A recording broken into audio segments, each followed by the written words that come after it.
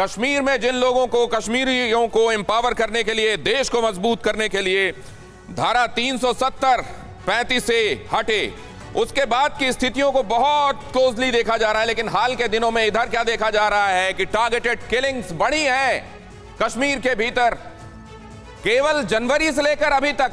और पिछले महीने की अगर बात कर लें तो केवल पिछले महीने ही 7 टारगेटेड किलिंग्स, मई की महीने की मैं बात कर रहा हूं, और जनवरी से लेकर अभी तक की बात आप कर लें तो यह संख्या पहुंच जाती है 19। हालांकि हमारे सुरक्षा बलों ने 94 आतंकवादियों को भी उनकी जगह दिखा दी है, वो जगह जहां उनको होना चाहिए। लेकिन आने वाले दिनों के लिए कैसा इशारा है, ये अहम खबर है। और इसके साथ ये अड़ी का दूसरा पड़ाव, बैंक मैनेजर विजय कुमार की हत्या से कश्मीर में दहशत, आतंकी संगठन कश्मीर फ्रीडम फाइटर्स ने हत्या की जिम्मेदारी ली।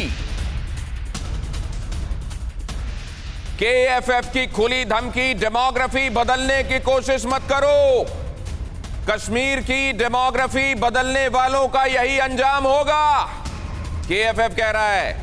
बाहरी लोगों को केएफएफ ने चेताया, स्थायी होने की कोशिश ना करो। कश्मीर के रहने वाले वो लोग जो आतंकवाद से परेशान होकर अपने लोगों को गंवाने के बाद जो बच गए, वो बाहर चले गए थे, वो एक बार फिर से पुनर्वास की बात होते ही 370 हटने के बाद उनमें से बहुत सारे लोगों ने घाटी का वापस रुख किया। प्रधानमंत्री पुनर्वास पैकेज के तहत बहुत सारे लोगों ने वहां जाकर नौकरी करना फिर से शुरू किया। लेकिन इस तरह के हालात में क्या वो कामयाब होंगे?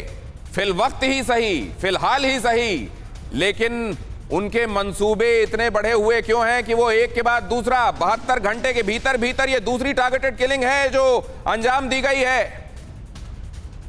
और अगर ऐसा हो रहा है तो फिर ये आगे किधर जाता हुआ पूरा मामला दिखाई दे रहा है। जरा देखिए, ये इससे रिलेटेड इंफॉर्मेशन जल्दी से देख लीजिए और उसके बाद जब हम डिस्कशंस की तरफ बढ़ेंगे तो आपको एक और पर्सपेक्टिव मिल जाएगा। कश्मीर की क्या फाइनल घड़ी आ गई?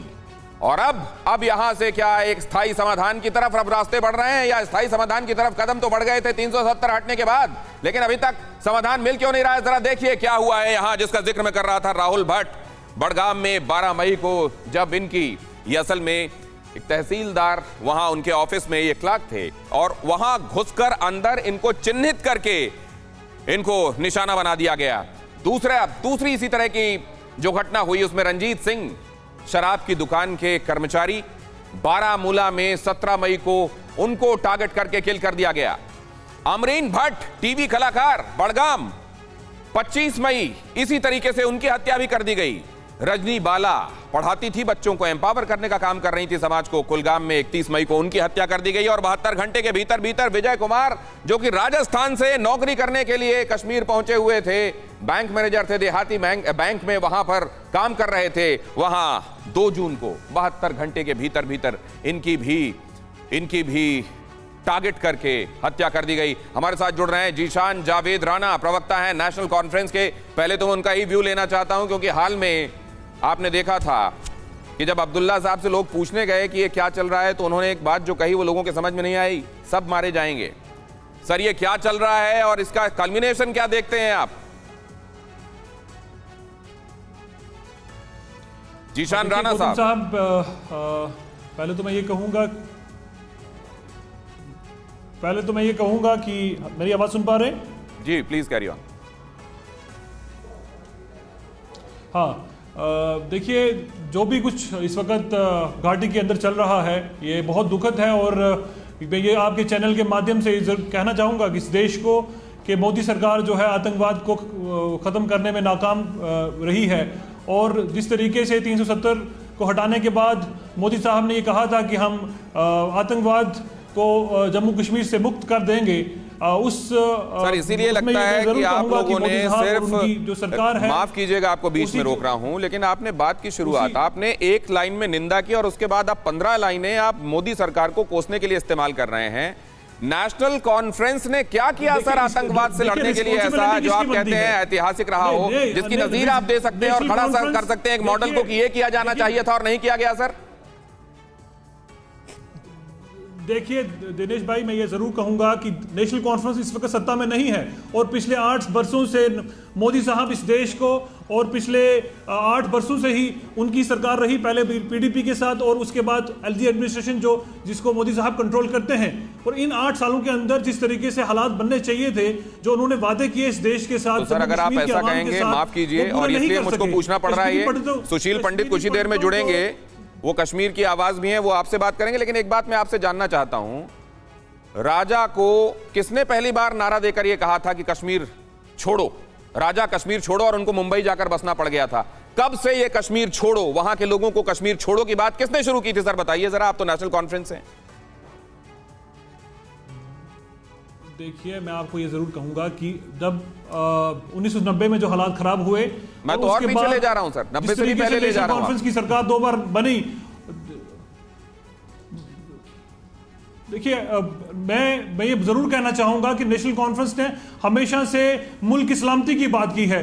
हमने हमेशा से ये कहा कि इस मुल्क को जम्मू कश्मीर के साथ जोड़ने रखने के लिए यहां सरकार को कुछ ठोस कदम लेने चाहिए। उस ठोस कदम में सरकार जो है हमेशा के लिए फेल हुई है। अच्छा चलिए, अब राजनीति की बात छोड़िए, आप ये बताइए, आप वहां के लोगों में भरोसा भरने के लिए अपनी तरफ से क्या कदम उठा रहे हैं? National Conference as a party, political entity जो वहां राज कर चुकी है, जिसका बड़ा जनाधार है, वो क्या कर रही है लोगों में भरोसा भरने के लिए?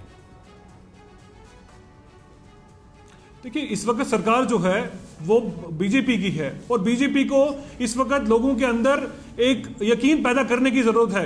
और बड़ी दुख की बात है कि खीर भवानी मेला, जो कश्मीरी पंडितों का एक बहुत बड़ा मेला होता है हर साल, वो पहली मर्तबा जो है, जो बरसों से चला आ रहा है, वो पहली मर्तबा कैंसिल होने जा रहा है। इससे दुखद बात क्या हो सकती है कि आज जब देश में जो है बीजेपी की सरकार है, जम्मू कश्मीर में बीजेपी की जो एडमिनिस्ट्रेशन, ये जो आप लाइन ले रहे हैं खीर भवानी वाली, ये तो जो फारूक अब्दुल्ला साहब ने कहा उससे अलग लाइन है। उन्होंने तो ये कहा था कि जब आपके जीवन पर संकट आएगा तो ये रोज रोज के जो रोज बरोज के काम है वो तो प्रभावित होंगे, लेकिन आप तो उसको मुद्दा बनाने में लगे हुए हैं, खीर भवानी की में जाकर दर्शन यात्रा। और दूसरे आप ये कह रहे हैं कि सरकार भारतीय जनता पार्टी की, मतलब क्या उस समय पर वो पार्टियां जो वहां के लोगों की आवाज होने का दम भरती हैं, उनकी भूमिका समाप्त हो जाती है क्या सर?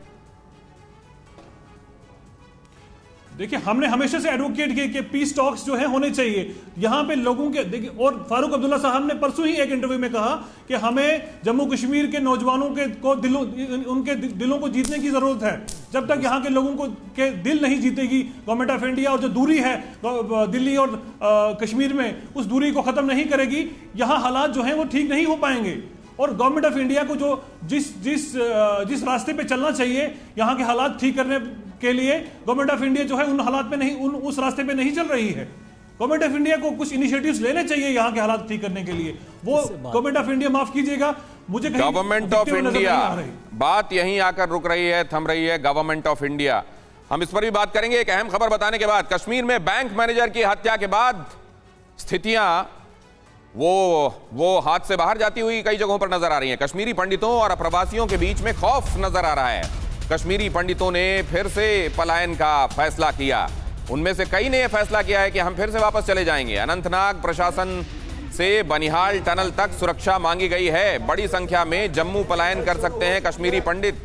हालांकि आपको यह मालूम होगा कि बीते दिन बुधवार को ही वहां उपराज्यपाल ने एक बैठक लेकर ये सुनिश्चित करने के लिए कहा गया था कि दूरदराज के इलाके में जो लोग पोस्टेड हैं हिंदू, उनको या तो कस्बाई इलाकों में लाया जाए या डिस्ट्रिक्ट हेडक्वार्टर्स में लाया जाए। और उसके बावजूद अगर लोगों के अंदर यह आश्वासन नहीं आ रहा है और वो ये कह रहे हैं कि हम जाएंगे, तो इसके पीछे वजह क्या है?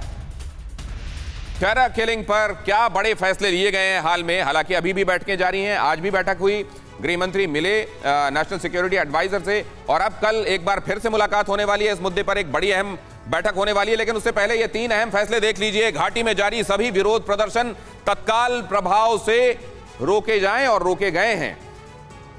3 जून को घाटी से बाहर पलायन करेंगे कश्मीर के अल्पसंख्यक, ये बात भी समानांतर रूप से साथ में चल रही है। और नवयुग टनल पर जमा होकर आगे की रणनीति पर फैसला किया जाएगा, यह भी इस वक्त का एक सच है। तो एक तरफ वो कोशिशें चल रही हैं जहां आप देख रहे हैं उपराज्यपाल अपनी तरफ से कोशिशें कर रहे हैं, यहां गृह मंत्री अब वो सीधे आ गए हैं सामने और उन्होंने मोर्चा संभाल लिया है। लेकिन दूसरी तरफ एक फैक्ट ये भी है कि वहां के कई लोगों में यह भरोसा बहाल नहीं हो रहा है कि अगर इस तरह की टारगेट किलिंग्स हो रही हैं तो वो कैसे खुद को बचाएंगे। ये एक बहुत बड़ी चिंता है। ये अहम खबर देखिए, टारगेट किलिंग को लेकर गृह मंत्री ने संभाली कमान, कश्मीर के हालात को लेकर हाई लेवल मीटिंग बुलाई। 15 दिन के भीतर दूसरी बार अमित शाह की बैठक होगी। कल यानी शुक्रवार को कश्मीर के हालात पर होगी मीटिंग। मीटिंग में जम्मू कश्मीर के राज्यपाल भी हो सकते हैं शामिल। और इधर उमा भारती का भी एक बयान आया इस बीच में कि जैसे कंघी से जुएं निकालकर मारे जाते हैं, वैसे ही वहां से आतंकवादियों का सफाया भी होगा। ओपी तिवारी सर, आप चीजें किधर जाते हुए देख रहे हैं? देखिए, इसमें मैं ये कहना चाहूँगा, इसमें पुलिस का और इंटेलिजेंस का बहुत बड़ा मेजर रोल है। अपनी डिफेंस फोर्सेस तो काम कर ही रही हैं, सिक्योरिटी फोर्सेस काम कर रही है। अगर एक जहाँ पर तहसील हेडक्वार्टर से वहाँ से मार के चला जाता है और पुलिस कुछ नहीं कर पा रही है या मैसेज नहीं मिल पा रहा, बैंक में क्या सिक्योरिटी है कि वो मार के चला जा रहा, तो पुलिस और जो इंटेलिजेंस डिपार्टमेंट है उनको थोड़ा और मेजर रोल 24 आवर्स काम करके करना पड़ेगा। और प्लस ये जो नेता अभी जो इंटरव्यू दे रहे थे, ये कुछ और पास करने की कोशिश कर रहे थे। अरे हमारी जो पॉलिसी थी, ये जब भी ये कब शुरू हुआ है, जब से इमरान खान पाकिस्तान से चले गए हैं तब से ज़्यादा लोग अंदर, ज़्यादा टेररिस्ट अंदर घुस गए हैं। अभी देखिए पाकिस्तान में इंडिया की लीडरशिप की अप्रिशिएट हो रहा है कि ये कितना अच्छा काम कर रहे हैं, क्या काम कर रहे हैं। और आप हमारी पार्टी को, हमारे मतलब नेता को कह रहे हो कि बीजेपी ये ठीक से काम नहीं कर रही है, शासन नहीं कर रही है। लेकिन आप क्या कर रहे हैं? आप क्या कर रहे हैं कि आप टेररिस्ट से आके बातें करें? आप करें, किससे बात करो?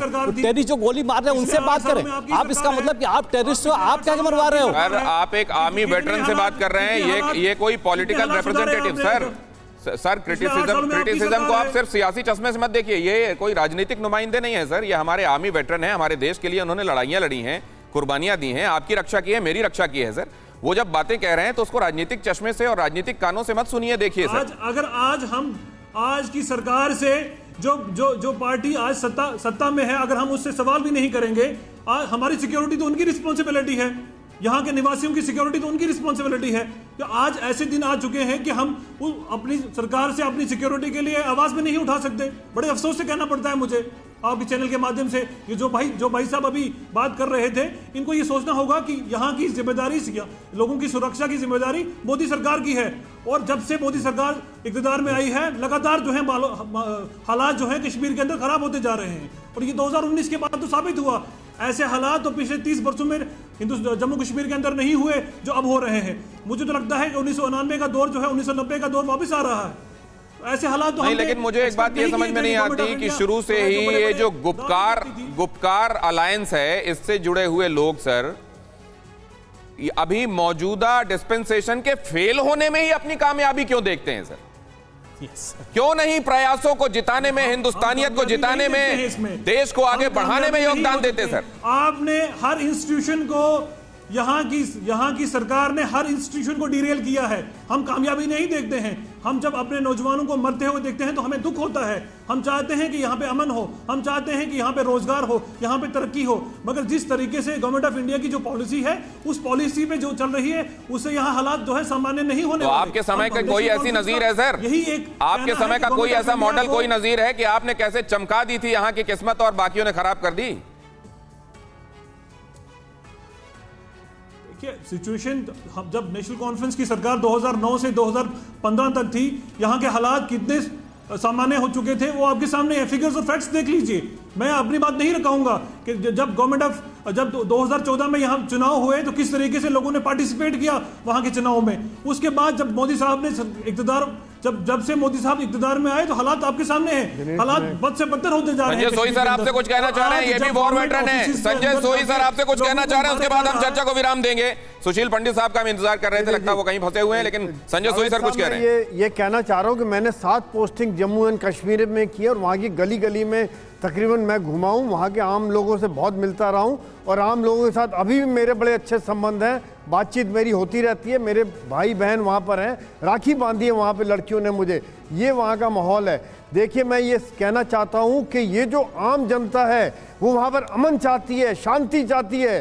वो जब 370 हटा, उन्होंने बड़े राहत की सांस ली कि ये आज जो है पूरा एक तरह से यहाँ पर डेवलपमेंट होगी, तरक्की होगी। वहाँ को कोई आदमी, आम आदमी ये नहीं चाहता कि उसका बच्चा मिलिटेंट। सर, आप एक बहुत बड़े सवाल के साथ हमको छोड़ रहे हैं। वो कौन है जो स्पॉइल स्पोर्ट्स में ही एक्चुअली अपना स्पोर्ट्स देखता है? कौन है जो चीज़ों के खराब होने में ही एक्चुअली अपने लिए हित देखता है, अपनी तरह की सियासत में हित देखता है? ओवैसी ने प्रधानमंत्री मोदी को बताया जिम्मेदार। कश्मीरी पंडितों की चीख बीजेपी के कानों तक नहीं आती। आम आदमी पार्टी ने कहा आम आदमी पार्टी, AIMIM, कांग्रेस, और इधर अभी आपने नेशनल कॉन्फ्रेंस को तो सुना ही।